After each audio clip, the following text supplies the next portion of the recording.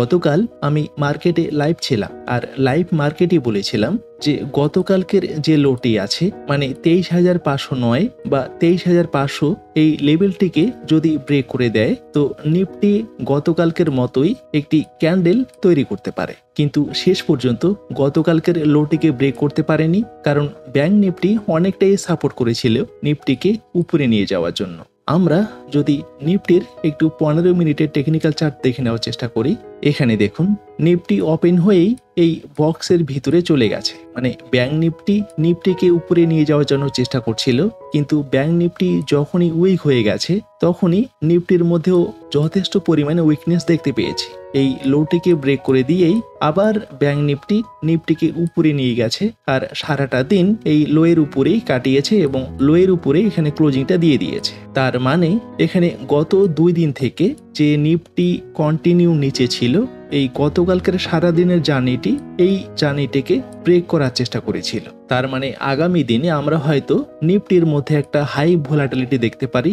এভাবে যদি আরো একদিন টাইম পাস করে যায় এই রেঞ্জে, তো নিচে অথবা উপরে যেতে পারে। তবে নিফটি যেহেতু ডাউন ট্রেন্ডে আছে, আমি যদি ডেইলি টাইম ফ্রেমে দেখি, এখানে দেখুন নিফটি যেহেতু ডাউন ট্রেন্ডে আছে তো নিচে আসার সম্ভাবনাটাই বেশি থাকবে। কিন্তু ব্যাংক নিফটি যদি আবার সাপোর্ট করে তো ব্যাংক নিফটিকে উপরে নিয়ে যেতেই পারে। উপরে নিয়ে যেতে পারে বলতে এখানে নিফটি যে লেভেলটিকে ব্রেক করেছিল এই লেভেলটিকে এখানে রিটেস্ট করতে পারে। রিটেস্ট করে এখানে নিচে অথবা এই লেভেলটিকে যদি ব্রেক করে দেয় তো উপরেও যেতে পারে। কিন্তু আমরা এই মুহূর্তে উপরে যাওয়ার চিন্তা ভাবনাটা একটু কমে করব। আমরা তখনই উপরে যাওয়ার চিন্তা ভাবনা করতে পারি যখন এই লেভেলটিকে ব্রেক করে দেবে, তারপর এই লেভেলটিকে আবার রিটেস্ট করবে, তারপর হয়তো এখানে উপরে যাওয়ার চেষ্টা করতে পারে। কিন্তু এই লেভেলটিকে ব্রেক করে দিলেও আর আমরা তৈরি হয়ে গেলাম মার্কেটে এন্ট্রি করার জন্য, এই ভুলটা যেন না করি। কারণ নিফটি যেভাবে নিচে আসা শুরু করেছে, এখানে একটি লেভেলকে ব্রেক করে দিয়েছে অলরেডি, আর দ্বিতীয় লেভেলটিকেও এখানে ব্রেক করে দিয়েছে। নিফটিকে যদি উপরে যেতে হয় তো এই লেভেলটিকে ব্রেক করতে হবে, তারপর এই লেভেলটিকে ব্রেক করতে হবে। আর এই লেভেল ব্রেক করতে নিফটিকে অনেকটাই সময় দিতে হবে, সেটার জন্য শুধু সময়ের অপেক্ষা। আমরা যদি ব্যাংক নিফটির টেকনিক্যাল চার্ট দেখে নেওয়ার চেষ্টা করি, এটি ব্যাংক নিফটির ডেইলি টাইম ফ্রেমের টেকনিক্যাল চার্ট। এখানে আমরা একটি গ্রিন সিগন্যাল দেখতে পাচ্ছি। এই গ্রিন সিগন্যাল থেকে ব্যাংক নিফটি চলে গিয়েছিল কন্টিনিউ 9%। আমরা যদি আরো একটু পিছনে যাই, যাব, এখানে একটি গ্রিন সিগন্যাল তৈরি করেছিল, এখান থেকে ব্যাংক নিফটি চলে গেছিল কন্টিনিউ 14%। আমরা আরো একটু পিছনে যাব, এখান থেকে ব্যাংক নিফটি চলে গেছিল 17%। তো এই গ্রিন সিগন্যালগুলো যে একটু কার্যকরী সেটা আমরা এখান থেকেই বুঝতে পারছি। কিন্তু ব্যাংক নিফটির ক্ষেত্রে এখানে লেটেস্ট কোনো এখানে গ্রিন সিগন্যাল তৈরি হয়নি।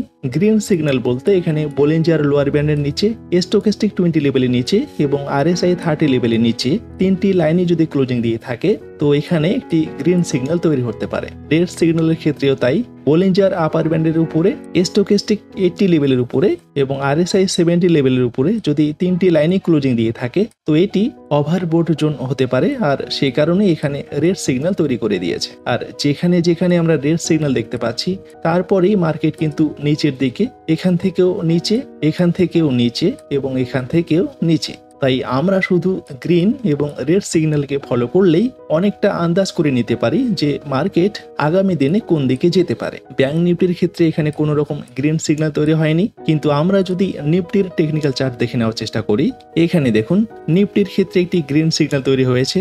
তার মানে এখানে বলিঞ্জার লোয়ার ব্যান্ডের নিচে, স্টকেস্টিক 20 লেভেলের নিচে এবং RSI 30 লেভেলের নিচে 3টি লাইনে ক্লোজিং দিয়েছে। আর নিফটির ক্ষেত্রেও যদি আমরা প্রিভিয়াস লেভেলগুলোকে দেখে নেওয়ার চেষ্টা করি, এখানে প্রত্যেকটা গ্রিন সিগন্যাল মানে মার্কেট উপরে, এখান থেকেও উপরে।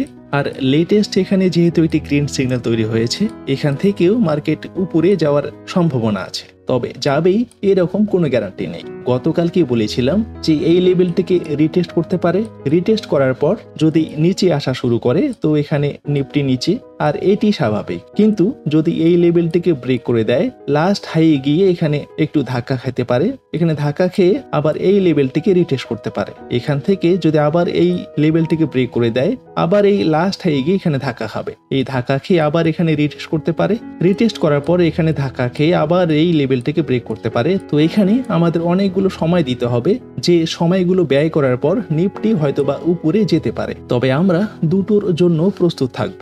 যদি এই লেভেলটিকে ব্রেক করে নিচে আসে তো এটির জন্য প্রস্তুত থাকব, আবার যদি এই লেভেলটিকে ব্রেক করে দেয় তো এটির জন্য প্রস্তুত থাকব। কারণ এখানে যেহেতু একটি গ্রিন সিগন্যাল তৈরি হয়েছে, নিফটি কিন্তু উপরে যাবেই, আজ না হোক কাল, কাল না হোক পরশু। তাই দুটো বিষয়ে আমাদের খেয়াল করে মার্কেটে এক্সিট বা এন্ট্রি করার চিন্তা ভাবনা করব। আর আমাদের এই বিষয়টি মাথায় রাখা খুবই জরুরি যে আমাদের কার কি মনে হয় তাতে কিছুই যায় আসে না, মার্কেট যেদিকে যাবার সেদিকে যাবেই, আমরা যাতে মার্কেটের পিছনে পিছনে যেতে পারি বা মার্কেটের সাথেই যেতে পারি এইটুকু খেয়াল রেখে এন্ট্রি বা এক্সিট নেওয়ার সিদ্ধান্ত নেব। তাই আজকের মতো এইটুকুই। ভিডিওটি যদি ভালো লাগে লাইক ও শেয়ার করবেন, কমেন্ট বক্সে আপনার মতামত জানাবেন। দেখা হচ্ছে নেক্সট ভিডিওতে। ধন্যবাদ, ভালো থাকবেন।